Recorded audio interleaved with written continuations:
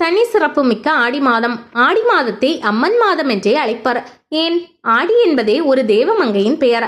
அவளுக்கு ஏற்பட்ட சாபத்தால் வேப்பமரமாகி அதே சாபத்தின் மூலம் அம்பிகைக்கு உரிய விருஷமானாள்.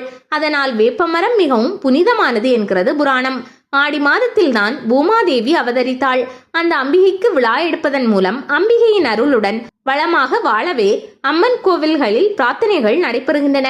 ஆடிப்பட்டம் தேடி விதை என்பது பழமொழி. ஆனி ஆடி மாதங்களில்தான் மழை பெய்து ஆறுகளில் தண்ணீர் ஓட துவங்கும்.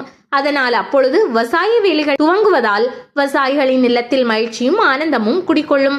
இம்மாதத்தில்தான் தண்ணீர் திருக்கரங்களில் விவசாயத்திற்கு ஏற்ற கலப்பையும் உலக்கையும் கொண்டு விளங்கும் அன்னை வாராகிக்கு உரிய ஆஷாட நவராத்திரி விழாவும் கொண்டாடப்படுகிறது.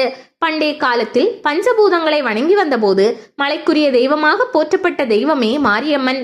பருவகால மாறுதலால் ஏற்படும் வெப்பசலன மாறுபாடுகள் காரணமாக ஏற்படக்கூடிய அம்மை நோயை தீர்ப்பவளாக மாரியம்மனை வணங்குவர். அதனால் அவளுக்குகந்த கூழ் காய்ச்சி அம்பிகையின் பக்தர்களுக்கு வழங்குவர். இது மிக்க மருத்துவ குணம் மிக்கது. இதை ஆடிக்கஞ்சி என்றும் அழைப்பர்.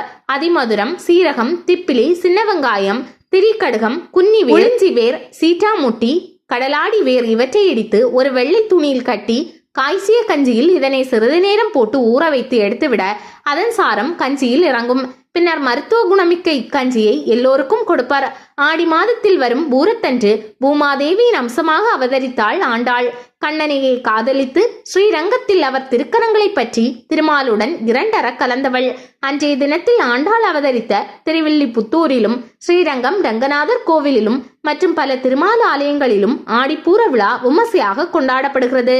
இதேபோல் சிவன் கோவில்களில் அன்று அம்பாளுக்கு வளைகாப்பு வைபவம் சிறப்பாக நடைபெறும்.